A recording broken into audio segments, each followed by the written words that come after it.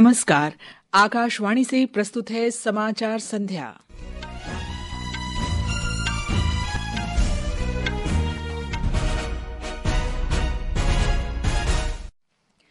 प्रधानमंत्री नरेंद्र मोदी ने video conferencing के माध्यम से स्मार्ट इंडिया हैकाथॉन 2024 के ग्रैंड फिनाले में युवा नवोन्मेषकों से कहा कि उनके समाधान भारत के भविष्य के लिए महत्वपूर्ण।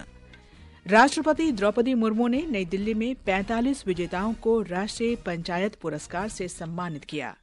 ओडिशा और त्रिपुरा को अधिकतम 7 पुरस्कार मिले।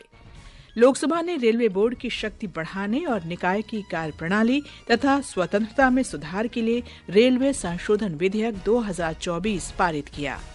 भारतीय रिजर्व बैंक के गवर्नर संजय मल्होत्रा ने भू राजनीतिक तनाव और जलवायु परिवर्तन के प्रभावों से गुजर रहे गतिशील वैश्विक वातावरण में स्थिरता बनाने पर जोर दिया। भारतीय महिला और पुरुष टीमें हांगकांग में विश्व स्क्वॉश चैंपियनशिप के क्वार्टर फाइनल में पहुंची और महिला क्रिकेट में ऑस्ट्रेलिया ने पर्थ में तीसरे और अंतिम एक दिवसीय मैच में भारत को 83 रन से हराकर श्रृंखला 3-0 से जीती। समाचार संध्या के साथ मैं कनकलता।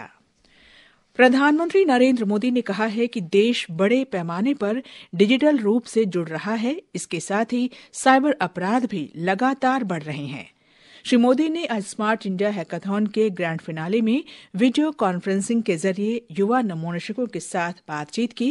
प्रधानमंत्री ने कहा कि भारत विश्व में अग्रणी डिजिटल अर्थव्यवस्थाओं में से एक है। जब भी आप जैसे युवा इनोवेटर्स के बीच आने का अवसर मिलता है, मुझे भी बहुत कुछ जानने का मौका मिलता है। आप सभी से मेरी अपेक्षाएं भी बहुत होती हैं। आप सभी युवा इनोवेटर्स के पास 21वीं सदी के भारत को देखने का नजरिया कुछ अलग है और इसलिए आपके सॉल्यूशंस भी अलग होते हैं। श्री मोदी ने कहा कि भारत तेज गति से तभी आगे बढ़ सकता है जब सभी के प्रयास शामिल हों। उन्होंने कहा कि जब देश नई चुनौतियों का सामना कर रहा होता है तो नवाचार से जुड़े युवा असाधारण समाधान प्रस्तुत करते हैं।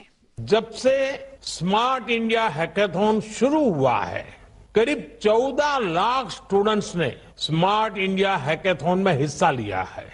इस हैकाथॉन की वजह से सैकड़ों नए स्टार्टअप्स का जन्म हुआ है।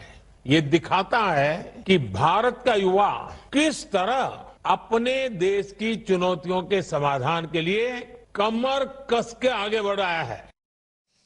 नवोन्मेषकों के योगदान की सराहना करते हुए प्रधानमंत्री ने कहा कि इन लोगों ने हमें कभी निराश नहीं किया, बल्कि हमेशा मनोबल बढ़ाया है। इससे पहले प्रधानमंत्री ने आज नई दिल्ली में तमिल कवि और स्वाधीनता सेनानी सुब्रमण्य भारती की संपूर्ण रचनाओं के संग्रह का विमोचन किया। उन्होंने कहा कि सुब्रमण्य भारती का समृद्ध भारत और प्रत्येक व्यक्ति के सशक्तिकरण का दृष्टिकोण आने वाली पीढ़ियों को प्रेरित करता रहेगा। श्री मोदी ने कहा कि महाकवि सुब्रमण्य भारती की रचनाओं के संग्रह का विमोचन करते हुए वे बहुत ही सम्मानित महसूस कर रहे हैं।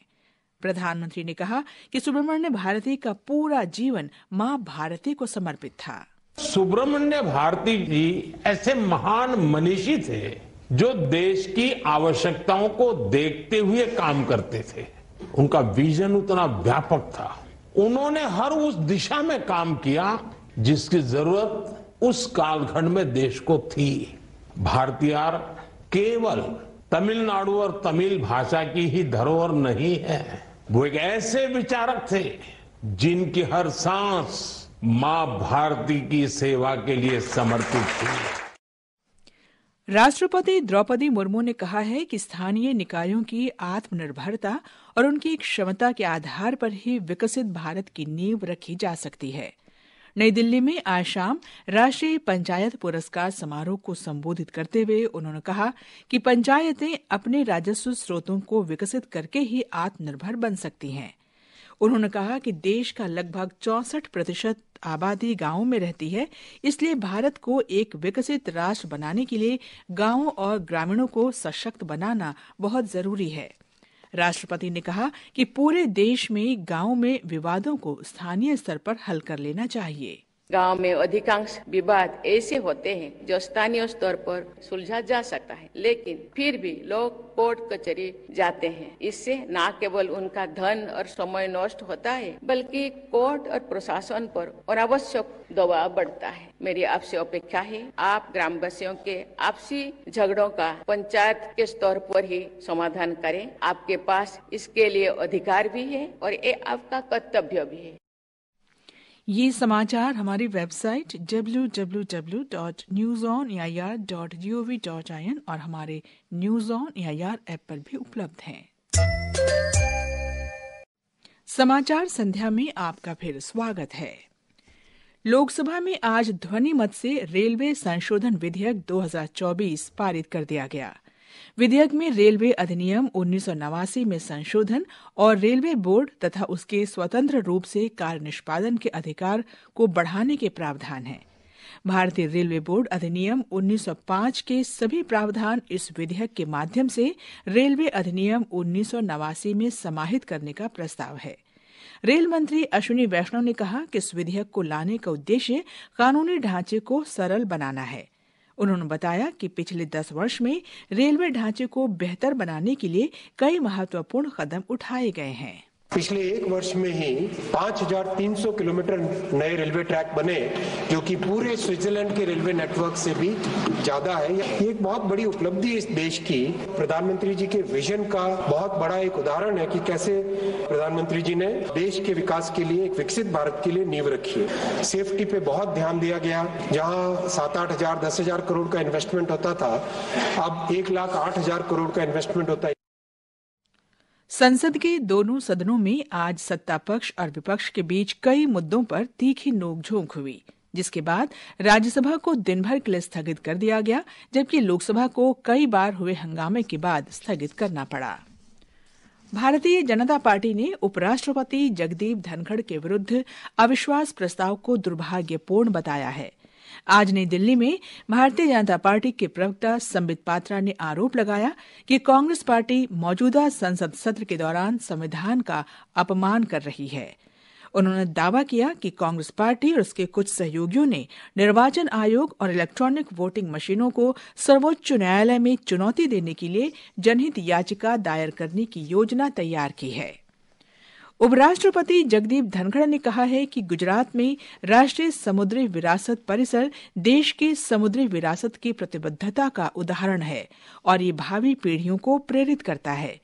आज नई दिल्ली में भारत समुद्री विरासत सम्मेलन 2024 को संबोधित करते हुए श्री धनखड़ ने कहा कि भारत 7,000 किलोमीटर से अधिक समुद्र तट, 13 प्रमुख नौकाओं और 200 अन्य नौकाओं के साथ एक समुद्री शक्ति है। उन्होंने कहा कि समुद्री क्षेत्र देश के व्यापार में 95% का योगदान देता है।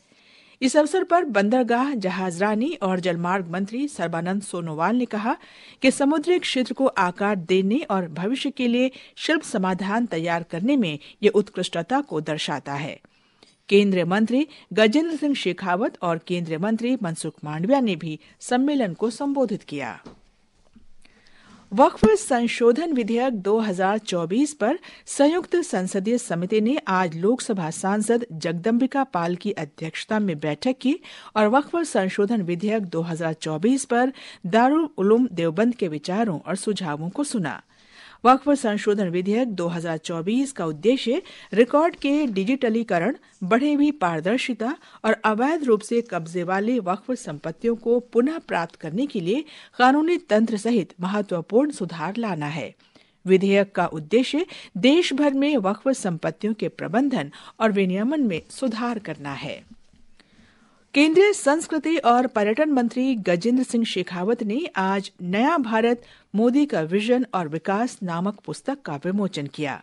श्री शेखावत ने कहा कि प्रधानमंत्री नरेंद्र मोदी के नेतृत्व में पिछले 10 वर्ष में करीब 27 करोड़ लोगों को गरीबी से बाहर निकाला गया है। माननीय प्रधानमंत्री नरेंद्र मोदी जी के नेतृत्व में जिस तरह से पिछले 10 साल ने भारत में प्रगति की है, जिस गति के साथ में प्रगति की है, वो निश्चित रूप से पूरे विश्व को उसने चमत्कृत किया है और पूरा विश्व का भारत की तरफ देखने का नजरिया बदला है।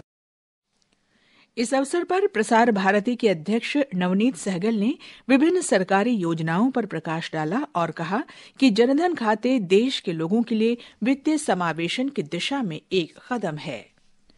भारतीय रिजर्व बैंक आरबीआई के गवर्नर संजय मल्होत्रा ने आज भू राजनीतिक तनाव, जलवायु परिवर्तन के प्रभाव और राजनीतिक अनिश्चितताओं से जूझ रहे वैश्विक वातावरण में स्थिरता बनाए रखने के महत्व पर जोर दिया। उन्होंने कहा कि आरबीआई नीतिगत मामलों में स्थिरता को प्राथमिकता देना जारी रखेगा। उन्होंने कहा कि बैंक मौजूदा वैश्विक आर्थिक और राजनीतिक परिदृश्य के जवाब में सतर्क रहेगा। इससे पहले दिन में संजय मल्होत्रा ने भारतीय रिजर्व बैंक के 26वें गवर्नर के रूप में कार्यभार संभाला। उन्होंने शक्तिकांत दास का स्थान लिया है। ये समाचार आकाशवाणी से प्रसारित किए जा रहे हैं। ताज़ा समाचार जानने के लिए आप हमारे social media handle @AIR news Hindi को फॉलो कर सकते हैं। ये आकाशवाणी है। प्रधानमंत्री नरेंद्र मोदी ने आज प्रख्यात फिल्मकार राज कपूर के परिवार के साथ मुलाकात की।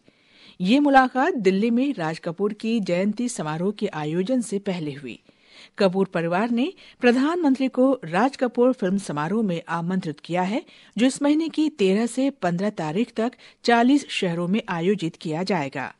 प्रधानमंत्री ने देश के लिए राज कपूर के योगदान की सराहना की। राज साहब का 100वां जन्मदिन यानी हिंदुस्तान की फिल्म इंडस्ट्री की स्वर्णिम यात्रा का कालखंड है। डिप्लोमेटिक वर्ल्ड में सॉफ्ट पावर इसकी बहुत चर्चा होती। जिस जमाने में सॉफ्ट पावर शब्द का जन्म नहीं हुआ होगा, राज कपूर साहब ने दुनिया में भारत के सॉफ्ट पावर की ताकत को एस्टैब्लिश कर दिया था। यानी एक बहुत बड़ी भारत को उनकी सेवा थी। हांगकांग में वर्ल्ड स्क्वॉश टीम चैंपियनशिप में भारतीय पुरुष और महिला टीम क्वार्टर फाइनल में पहुंच गई हैं। अंतिम मैच में कल महिला टीम अमेरिका से और पुरुष टीम फ्रांस से खेलेगी। पर्थ में तीसरे और अंतिम एक दिवसीय महिला क्रिकेट मैच में ऑस्ट्रेलिया ने भारत को 83 रन से हरा दिया है। ऑस्ट्रेलिया ने श्रृंखला 3-0 से अपने नाम की। सिंगापुर में विश्व शतरंज चैंपियनशिप में ग्रैंड मास्टर डी गुकेश और वर्तमान विश्व चैंपियन चीन के डिंग लिजेन के बीच 13वीं बाजी भी ड्रॉ रही। अंत में मुख्य समाचार एक बार फिर। प्रधानमंत्री नरेंद्र मोदी ने वीडियो कॉन्फ्रेंसिंग के माध्यम से स्मार्ट इंडिया हैकाथॉन 2024 के ग्रैंड फिनाले में युवा नवोन्मेषकों से कहा कि उनके समाधान भारत के भविष्य के लिए महत्वपूर्ण। राष्ट्रपति द्रौपदी मुर्मू ने नई दिल्ली में 45 विजेताओं को राष्ट्रीय पंचायत पुरस्कार से सम्मानित किया। लोकसभा ने रेलवे बोर्ड की शक्ति बढ़ाने और निकाय की कार्यप्रणाली तथा स्वतंत्रता में सुधार के लिए रेलवे संशोधन विधेयक 2024 पारित किया। भारतीय महिला और पुरुष टीमें हांगकांग में विश्व स्क्वॉश चैंपियनशिप के क्वार्टर फाइनल में पहुंची। इसके साथ ही समाचार संध्या का ये अंक समाप्त हुआ। नमस्कार।